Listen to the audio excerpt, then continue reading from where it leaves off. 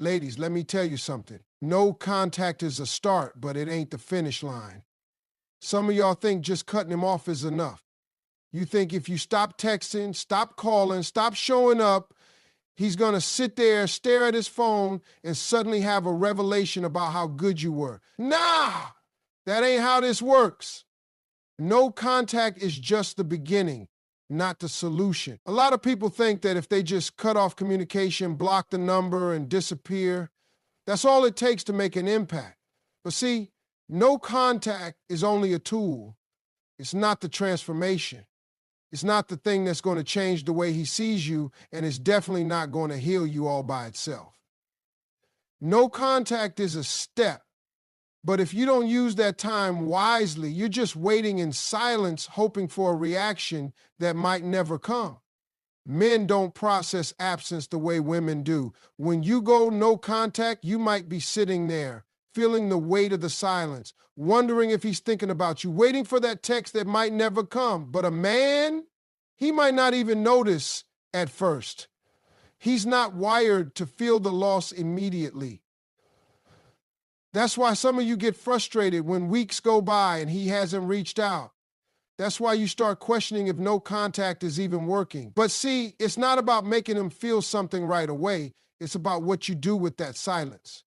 If all you do during no contact is sit around, scroll through old pictures, stalk his social media, and replay every conversation in your head, you're not really in no contact. You're just in pause. You're stuck, waiting, not moving forward. That's not power, that's not growth, and that's why some of y'all break no contact so fast, because you didn't actually use that time to change anything. You were just hoping that your absence alone would be enough to shake him. But a man doesn't feel your absence. He feels the shift in your energy. He feels it when you stop waiting. He feels it when you actually start moving on, not when you're just pretending to. No contact is your time to get real with yourself. It's the time to ask yourself why you were accepting less than you deserved in the first place. It's about figuring out what in you allowed you to stay in a situation that made you feel like you had to beg for love, for effort, for respect. It's about recognizing that you don't just want him to feel your absence.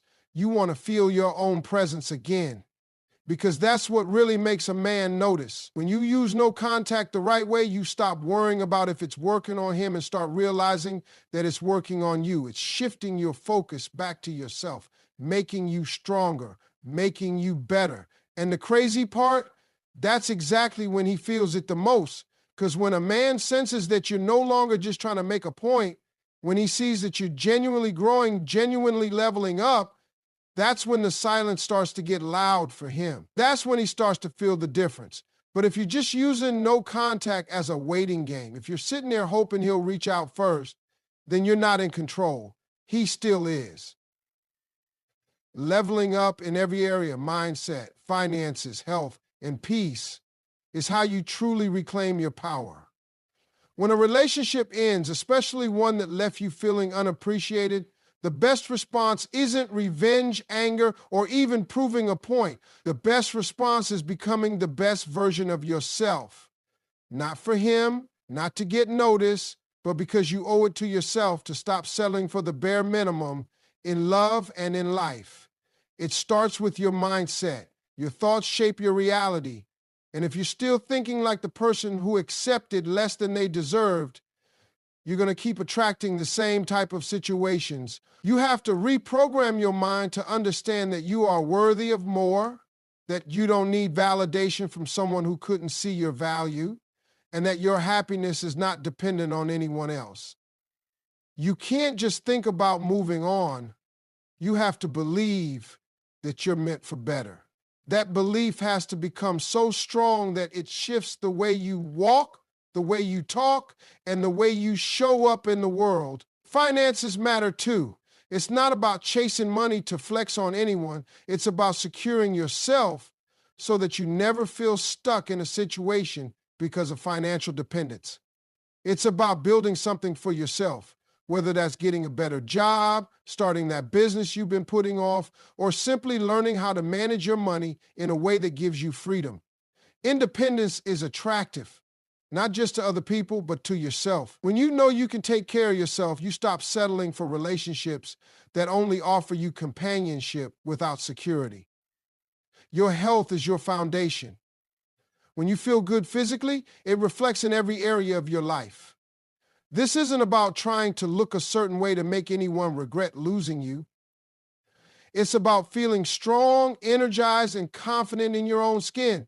Exercise, eat well, take care of yourself, not because you want to impress anybody, but because you deserve to feel amazing every single day. Taking care of your body isn't just about appearance. It's about discipline, self-respect, and showing up for yourself in ways no one else can. Then there's peace. Peace is something a lot of people don't realize is priceless until they lose it. If a relationship drained you, made you question your worth, or had you constantly anxious, then peace is the biggest upgrade you can give yourself. Protecting your peace means letting go of toxic conversations, removing yourself from environments that no longer serve you, and learning to love solitude instead of fearing it. It's about surrounding yourself with people who pour into you instead of draining you. When you operate from a place of peace, you become untouchable. No one can manipulate you, no one can shake you, and no one can make you question what you already know. You are more than enough. Glowing differently isn't about proving a point to anybody. It's about becoming the version of yourself that you were always meant to be. When people say she's glowing, they're not just talking about how you look. They're talking about the energy you carry, the confidence in your step, the peace in your spirit. That kind of glow can't be faked, and it definitely can't be ignored. After a breakup, most people either break down or break through. Some stay stuck in sadness, replaying what went wrong, waiting for an apology, waiting for validation that may never come. But the ones who truly move forward, they shift their focus. They take all that love, all that energy they were pouring into someone else, and they start pouring it into themselves. And that's when the glow starts to show. It's not about getting a revenge body, though taking care of yourself physically is a part of it. It's not just about dressing better or switching up your style, though feeling good about how you present yourself can be powerful. The real glow comes from peace, from healing, from knowing that you don't need anyone to complete you. It's in the way you carry yourself when you've learned your worth. It's in the way you smile when you're genuinely happy with the life you're building. It's in the way you move when you're no longer tied to something that was draining you. There's a different kind of energy that comes from a woman who has finally chosen herself. She's not bitter. She's not desperate for closure. She's not looking back. She's too busy moving forward. And here's the thing about men, they can sense that shift. They might not notice when you're sitting in silence waiting on them, hoping they'll come back. But they will notice when you start glowing differently, when you stop reacting, when you stop looking like you're hurting, when they see you laughing, thriving, living your best life, not as a performance, but because you truly feel free.